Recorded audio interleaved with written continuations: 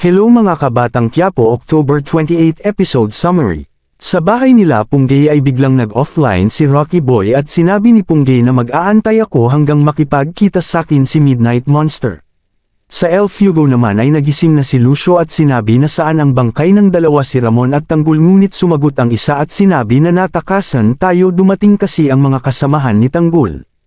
At tinawagan ni Lucio si Vice Mayor at sinabi may problema tayo, nakatakas sila Tanggol, at sumagot si Vice na wala kayong mga kwenta.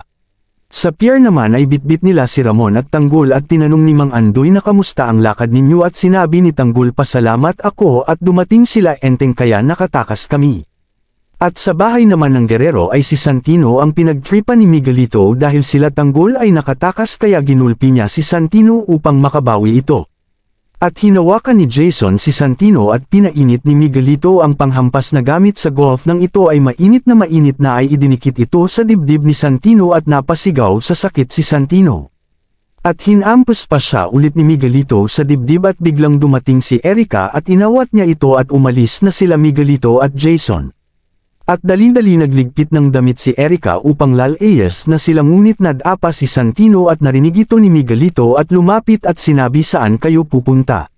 Lalayas kayo at sinapak ulit ni Miguelito si Santino at kinuha ni Miguelito si Erica at kinalagad papunta kala Jackie at Roberto. At sinabi ni Miguelito tatakas sila ni Santino at tinutukan ni Miguelito si Santino at tinutukan naman ni Roberto si Miguelito at sinabi sige subukan mo at ikaw ang itutumbo ko.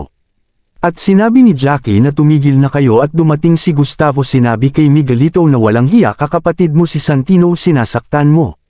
At sabay sapak ni Gustavo kay Miguelito at sinabi na tandaan ninyo pag sinaktan ninyo pa si Santino makikita ninyo kung paano ako magalitim. At sa pier naman tinanong ni Ramon na nasan yung isa ninyo kasama at sinabi ni Enteng na namatay po siya nung niligtas ka namin sa ospital, at sinabi ni Ramon sorry. Salamat sa pagpanunood, like and share po para sa update ng Batang Quiapo episode summary. Abangan bukas, naghahanda na si Ramon at Tanggol sa restback nila at hahantingin ni Tanggol si Divina.